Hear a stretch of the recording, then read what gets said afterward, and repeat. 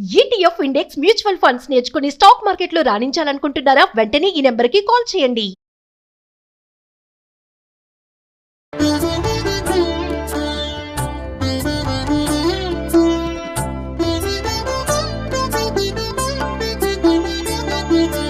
నమస్కారం.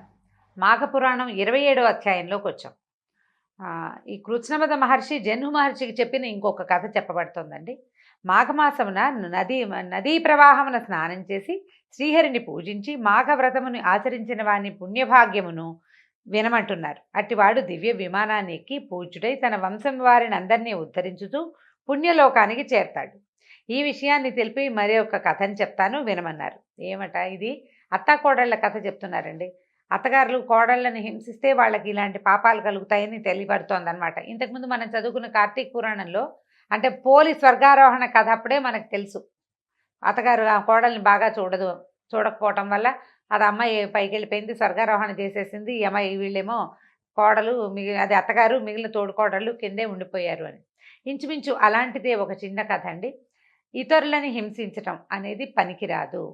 నువ్వు ఎంత పూజ చెయ్యి, నీకెంత భక్తి ఉండనివ్వు, ఆధ్యాత్మిక ప్రసంగాలు ఎన్ని విన్నా సరే నీ వల్ల నీ ఇంట్లో వాళ్ళు కానీ ఇంకొకరు కానీ పరులు బాధపడుతూ ఉంటే కనుక నీకు ఈ విన్న ప్రయోజనం ఏమీ ఉండదు. మీరు గుడికెళ్ళి ఎంత భక్తి ఉన్నా సరే మీ కోడలికి కష్టం, లేదా మీ భర్తకి కష్టం, మీ కుమారులకి కష్టం, ఆడపిల్లలు బాధపడుతున్నారు మీ వల్ల, పని మనుషులు బాధపడతారు, మీ కిందుండే పని వాళ్ళు ఇబ్బంది పడతారు. ఇక ఆ బాధ ఆ పాపం పెద్దదైపోతుంది.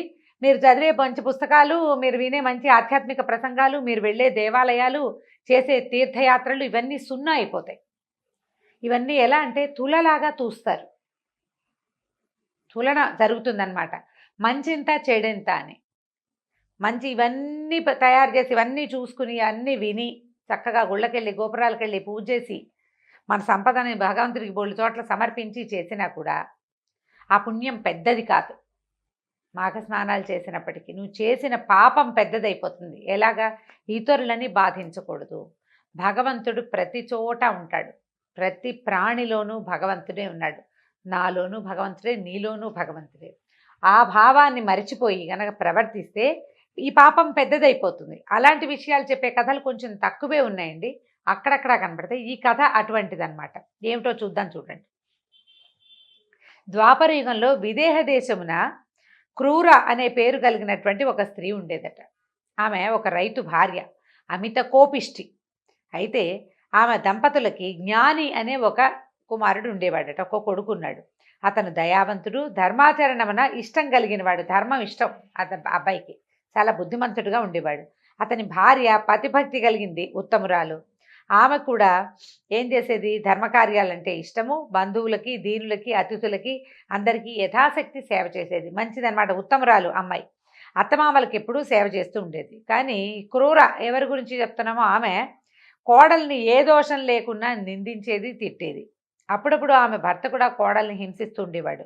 పాపం ఆ కోడలు ఇది పూర్వజన్మ కర్మ ఫలమని తలచి అత్తమామలు పెట్టు హింసలను భరించుచు ఓర్పుతో వినయ విధేయతలతో వారికి యథాశక్తిగా సేవలు చేస్తూ ఉండేది. ఇప్పుడు ఈ మాట చెప్పంగానే అంటే కోడళ్ళు మంచివాళ్ళ, అత్తగాళ్ళు చెడ్డవాళ్ళ అన్న పాయింట్ వస్తుంటుందండి.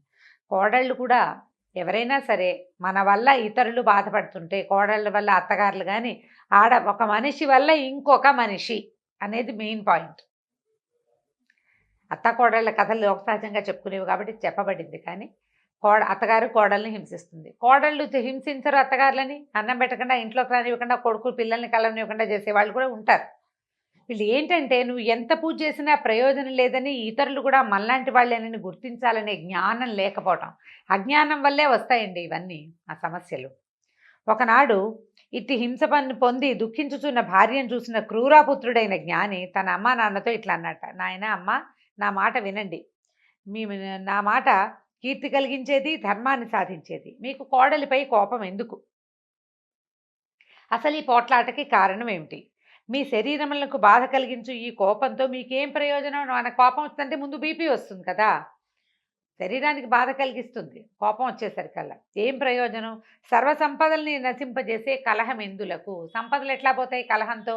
ఎంతసేపు నిరంతరం కొట్టుకుంటుంటే లక్ష్మీదేవి వెళ్ళిపోతుంది ఇంట్లో నుంచి. వీళ్ళు కొట్టు చచ్చిపోతున్నారు, నేను ఇక్కడ ఉండనని. దుర్మార్గమైన ప్రవర్తన ఉన్న చోట ఉండదు లక్ష్మీదేవి, వెళ్ళిపోతుంది బయటికి. నేను కానీ నా భార్య కానీ మీకేం అపకారం చేశాము? మీ ఈ కోపానికి కారణమేమీ నాకు కనిపించట్లేదు. పెరిగిన కోపం చేత ఆయువు, ధనము, కీర్తి, సుఖము, గౌరవము, జ్ఞానము మున్నగున్నవి నశించును కదా అన్నాడు. సర్వజ్ఞులైన పెద్దలైన మీరు కోపాన్ని మాని మా యందు దయ చూపి సర్వజన సమ్మతమైన ఓర్పుని వహించండి అని పలికాడు అని అడిగాడనమాట. అడిగేసరికల్లా పుత్రుడి మాటలు అంటే కొడుకు మాటలు విన్నటువంటి క్రూర భర్తతో సాపాటుగా మిక్కిలి కోపంతో మహాకోపంతో ఇలా అందుట, మూర్ఖుడా పోపో, నువ్వెంత నీ భార్య ఎంత, అమ్మా నాన్నకి ఇట్లా నీతి బోధన చేసే నిన్ను నీ భార్యను ఏం చేసినా తప్పులేదు. అమ్మా నాన్న ఎలాగైనా ప్రవర్తించవచ్చు, కానీ వాళ్ళకి నీతి బోధించకూడదు, మీరు చేసేది కరెక్ట్ కాదు అని అమ్మకి చెప్పకూడదు అని అంటోందనమాట ఆవిడ. చెప్పచ్చండి, మా అమ్మకి నేను ఎలా చెప్తాను అని అనుకోకూడదు. బాలాదపి సుభాషితం అన్నారు. బాలుడు చెప్పినా మంచి మాట తీసుకోవాల్సింది, అది అమ్మైనా నాన్నైనా తాత నాయనమ్మ అమ్మమ్మ అయినా సరే. చిన్నవాళ్ళు చెప్తే తీసుకోవాలి. ఎందుకంటే మనం చూడండి, ఈ సనక సనందనాథులకి మార్కండేయుడు పూజ చేశాడని విన్నాం. కాళ్ళు కడిగి నీళ్ళు నెత్తిని చల్లుకున్నాడు. 5 సంవత్సరాల బాలురుగా ఉండేటువంటి సనక సనందనాథుల పాదాలని వృద్ధుడిగా కనపడే మార్కండేయుడు పాదాలు కడిగాడు. ఎందుకంటే వీళ్ళ దగ్గర ఉన్న మంచి గొప్ప సంగతిని వల్ల హరినామ సంకీర్తన నిరంతరము చేస్తారు కాబట్టి, హరి భగవద్గాన లాలసత్వం ఉంది కాబట్టి వాళ్ళకి వాళ్ళ యొక్క గొప్పతనాన్ని గుర్తించి పూజించాడు. అబ్బాయి మంచి మాట చెప్తే తీసుకోవాల్సిందే అని చెప్పి ఏమన్నారు, మేమేం చేసినా తప్పులేదు అని చెప్పేసి ఏం చేశారు, కొడుకుని కోడల్ని మళ్ళీ మళ్ళీ మాటికి పలుమార్లు నిష్కారణంగా కొట్టారు. ఇట్లా దెబ్బలు తింటున్న పుత్రుడు దోషాన్ని చెందాడు. కానీ కోపం వచ్చింది కానీ వచ్చినా కూడా మళ్ళీ సహజమైన శాంతత్వంతో ఏమనుకున్నాడు, అయ్యో తల్లిదండ్రులను ద్వేషించడం ఎంత తప్పు, అలాంటి వాళ్ళు శాశ్వతంగా నరకానికి పోతారు, మరి అమ్మా నాన్నలకు సమానమైన దైవం వేరొకటి లేదు, స్త్రీకి భర్తను మించిన దైవం లేదు, ఇప్పుడు విష్ణువుతో సమానమైన దైవము గంగతో సమానమగు తీర్థము లేవు కదా అని భావించాడు. అందుకని ఏం చేశాడట, భార్యని తగిన మాటలతో ఊరడించి ఓర్పుగా ఉండమ్మా, కొన్నాళ్ళు ఓర్చుకోమా, అమ్మ నాన్న కొంచెం మారతారులే అని బతిమిలాడి ఆమెను సమాధానపరిచాట. కోపిష్టి అయినటువంటి క్రూర కోడల్ని ఒకరోజు కొట్టి ఓ గదిలో పెట్టి తలిపేసిందిట.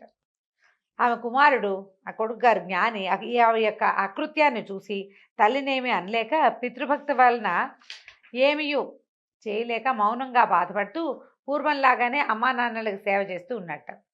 కోడలు ఆ గదిలో 7 రోజులు అన్నము నీరు లేక ఆ విధంగా నిర్బంధంలోనే ఉండిపోయింది. ఇరుగు పొరుగు వాళ్ళు, బంధువులు, మిత్రులు ఈ పని కూడదని ఎంత చెప్పినా సరే క్రూర వాళ్ళ మాటలు వినిపించుకోలేదు. కోడల్ని అలాగే నిర్బంధించి పీడించింది. 7వ దినమున కోడలు అన్నము నీరు లేకుండట చేత దుఃఖించి కృషించి కృంగి మరణించెను. 12వ దినమున క్రూర కుమారుడు భార్యను చూడవలేనని తల్లికి తెలియకుండా తలుపు తెరిచి చూశాను. మరణించిన భార్యను చూసి సంతాపాన్ని పొంది నిశ్చేష్టుడై ఉండిపోయాను.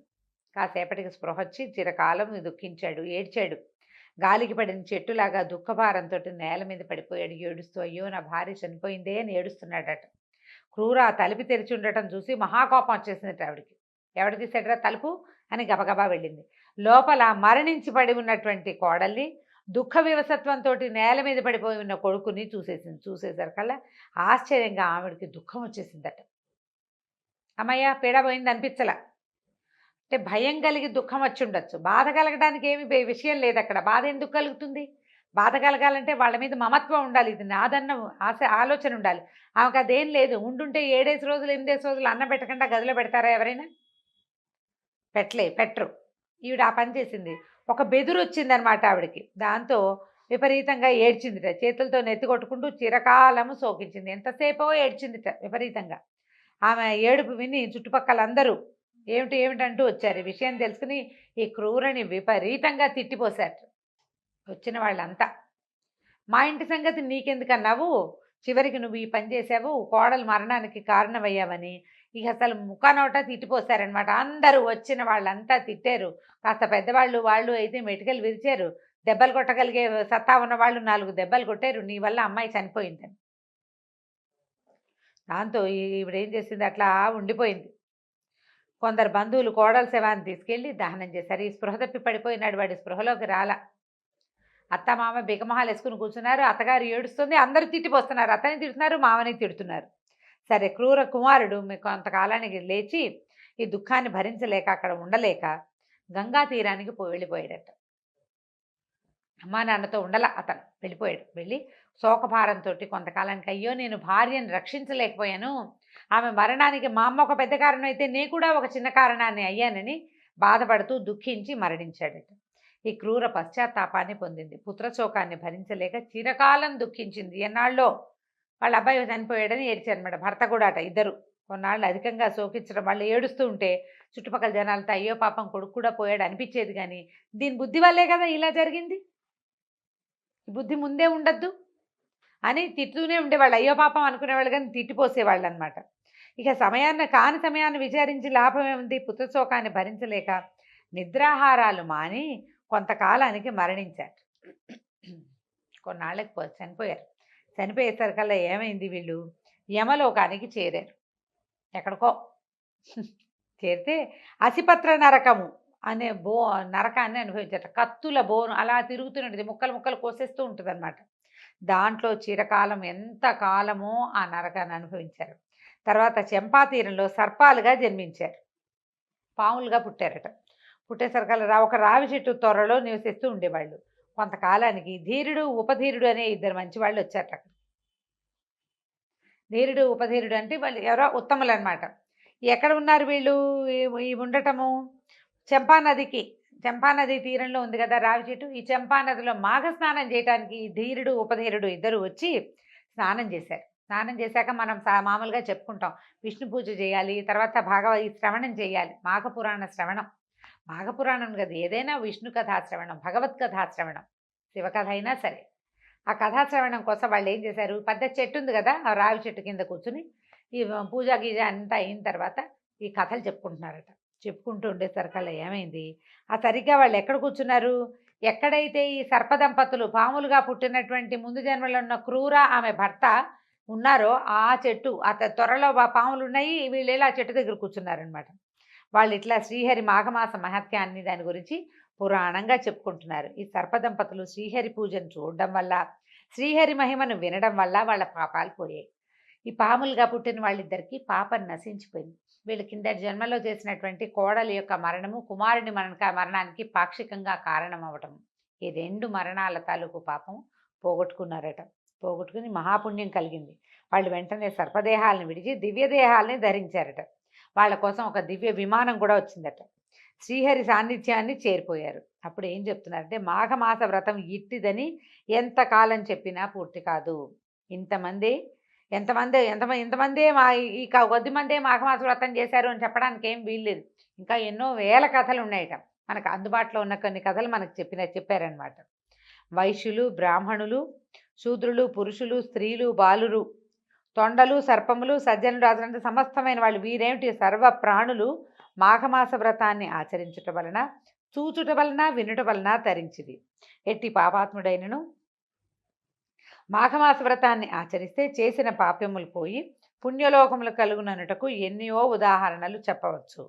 ఎన్నో ఉదాహరణలు ఉన్నాయి సుమా అని కృత్స్నమద మహర్షి జన్హు మహామునికి ఈ మాఘమాస వ్రత మహత్యాన్ని గురించి చెప్పారు.